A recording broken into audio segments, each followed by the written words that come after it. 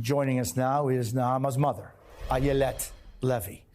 Ayelet, that video is so difficult to watch. I'm not going to show it again, but I know that you feel that it's important that people see that. And I want to thank you for being with us today. Thank you. Just how are you doing today? Well, right now I'm kind of, well, we just heard the loud bombings. We are near Tel Aviv. So right now my heart is beating because of that. But, well, we're doing, you know, I'm breathing. I'm doing whatever I can just to bring Naama back. I don't even know how I'm doing. I'm just trying to do my best and bring my little girl back home, and all the kidnapped that are still there. There are still women and young women and girls there, like my Naama. She's 19. Since October 7th, she's been held and kept by Hamas in the Gaza Strip, and it's been 62 days today. Yep. Yeah. And I'm here, and you know, I bring myself to these talks just to ask for please help to bring Naama and all the kidnapped back home. And I thank you for hearing me and for listening and for hearing Naama's story.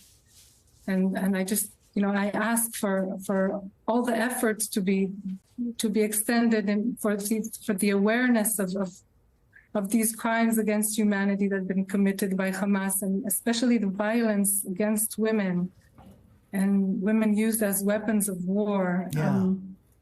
You've seen this video, and you know, I've seen frames of it. I've tried not to see the full thing, but as you can imagine, you know, we're doing pretty bad. Yeah, no, and I'm just wondering because, and again, you know, it's just like, what do you ask? You know, I don't even know what to ask, and because this reality that you and your family are going through is just, I don't know how you can put words, and I want to thank you for putting such eloquent words together to talk about this. I know that you're not only her mother, but you're also a doctor.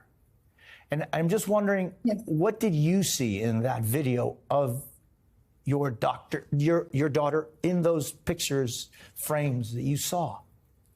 Yeah, well, I of course I see the terror in her eyes and the brutal way that she's being dragged by the hair, and I see her injured in the face and in her arm, and I see her bloody pants, her sweatpants, her pajamas that she's wearing. And of course, what I'm worried about is the obvious, is the sexual assault and the consequences of that. And you know, it's so difficult for me to even think and to even speak about it, but I have to, because I have to make this, have the world know and be aware of all these atrocities that have been done, and maybe that keep on going. She's still there. There are other girls still there. Yeah. You know, I don't know what to do except just to have everybody know about this and try to help bring them back in any way. Have you heard? You're right. There are no words. I don't even know what words to use. But for me as a, you know, I'm first and foremost a mother, and I see this as a mother. But of course, I'm a physician, and I'm thinking of all the things that can be going on with her right now, and of course the risk of infection due to her wounds and other things that, you know, are difficult for me to even speak about. Words that only a mother, I think, can find. But have you heard about her, from her, anything since? Had no communication Nothing. With her since then. We have nothing from the Red Cross that we would expect these organizations to be to give us information. We implore them. We ask again and again to bring information, to supply them with basic health care, but there's nothing on that part.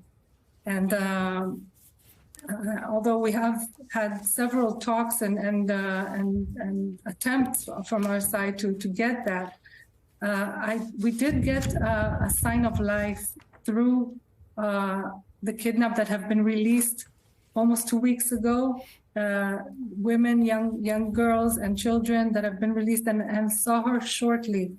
So we know that she is alive, she's walking, but that is all we have. Nothing official, no communication, and no organizations, the humanitarian organizations that should be in this situation. We have nothing from that. Ayelet, why do you think that so many have remained so quiet for so long about this such basic human issue of respect? Tragedy. Yeah, I mean, how is it that so many are able to keep so quiet for so long about this sexual violence? I want to ask that same question. That's what I want to ask. How can that be? I speak as a mother to other mothers, as a physician to the World Health Organizations worldwide. How can you keep quiet, seeing all of this, knowing what is going on? I really don't know. I don't have the answer. I have the same questions. Yeah. And this is why I'm speaking. This is why I want this to be known. Yeah, she turned 19 in June. And what is it that you want us to know and keep with us as what your daughter means and who she is? Oh, well, you see her beautiful smile. She's a gentle, loving girl. She spent her year from after graduating from high school, where she was majoring in diplomacy. She spent a year volunteering and doing community work with youth her age, and this is who she is. She's a peace seeker. She was part of a peace organization called Hands of Peace, meeting with Palestinians, Jews, American Jews, and she was part of a delegation. And in her year of after high school, she volunteered in a kindergarten for African refugees in Eilat, which is in the southern point of Israel. This is who she is. This is what she does. This just makes it even more unbearable and unbelievable to know that she's being held and having to go through all these, I don't know how to call it, the torture that she's experiencing right now. Being such a peace seeker and such a loving person. She loves children, always looking for how to do good. And she's my little girl. Yeah. That's what I want the world to know, that she's my little girl and I want her back. I need her back. We all do. Ayelet, thank you. We'll be right back. Thank you for listening.